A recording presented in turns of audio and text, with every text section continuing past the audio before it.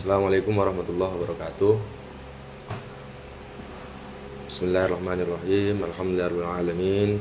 Wassalatu wassalamu ala asyrafil anbiya wal mursalin wa ala alihi wa sahbihi wasallam ajma'in.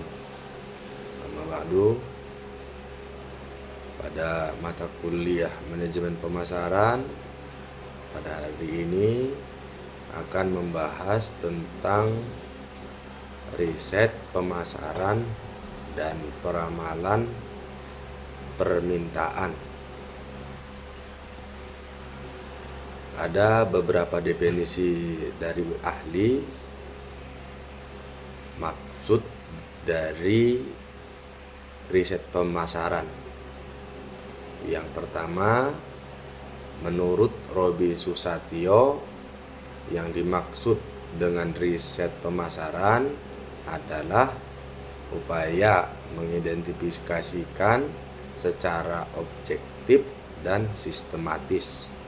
Kemudian ada beberapa ahli yang lain juga. Kemudian selanjutnya adalah sistem riset pemasaran.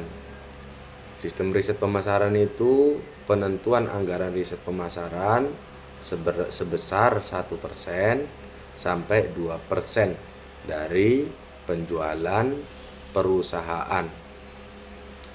Kemudian ada 3 kategori perusahaan riset pemasaran.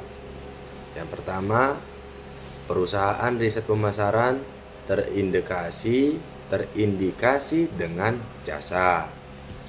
Nomor 2, perusahaan riset pemasaran sesuai dengan pesanan. Kemudian yang ketiga, perusahaan riset pemasaran spesialis lini. Kemudian, pada perusahaan kecil dapat mengadakan riset dalam cara yang kreatif dan terjangkau, seperti 1. Melibatkan mahasiswa atau profesor untuk merancang dan melaksanakan proyek. Kemudian, ada juga menggunakan internet. Selain itu, ada juga yang memeriksa pesaing. Kemudian bentuk riset pemasaran. Riset pemasaran dapat diklasifikasikan ke dalam 3 kelompok berdasarkan tujuannya. Yang pertama, problem solving research adalah riset pemasaran yang diadakan untuk mengidentifikasi serta memecahkan permasalahan yang sering terjadi dalam pemasaran. Kemudian B, controlling research adalah riset pemasaran yang diadakan untuk pengawasan atau pengendalian proses bisnis serta pemasaran yang sedang terjadi. Kemudian ada C, planning research adalah riset pemasaran yang diadakan untuk mendapatkan informasi sebagai panduan dalam merancang kegiatan pemasaran. Kemudian proses riset pemasaran. Ada beberapa proses riset pemasaran. Yang pertama, mengidentifikasi masalah dan tujuan riset. Kemudian, mengembangkan rencana riset, mengumpulkan informasi, kemudian menganalisis informasi, kemudian mempresentasikan temuan, dan yang terakhir mengambil keputusan. Kemudian untuk mengidentifikasi masalah dan tujuan riset, seorang manajer pemasaran harus berhati-hati untuk tidak mendefinisikan masalah terlalu luas atau terlalu sempit untuk periset pemasaran. Tujuan riset bersifat eksploratif, memperjelas masalah sebenarnya dan menyarankan solusi dan ide.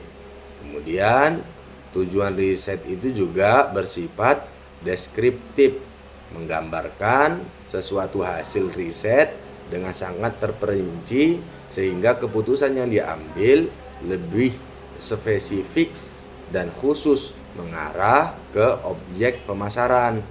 Kemudian kausal, menguji hubungan sebab akibat.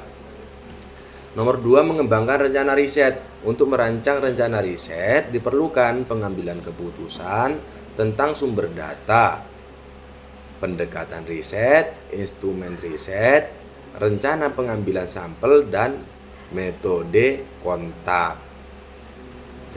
Mengembangkan rencana riset ini ada beberapa sumber data.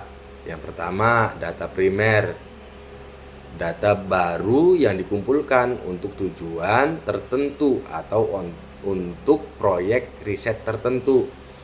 Kemudian ada data sekunder. Data sekunder yang dikumpulkan untuk tujuan lain dan sudah ada di suatu tempat. Kemudian pada umumnya periset menggunakan data sekunder yang biasanya relatif lebih murah dibandingkan dengan data primer. Namun, jika data sekunder sudah ketinggalan zaman atau tidak akurat, periset harus melakukan pengumpulan data primer. Pendekatan riset, riset observasi, riset etnologi, riset kelompok fokus atau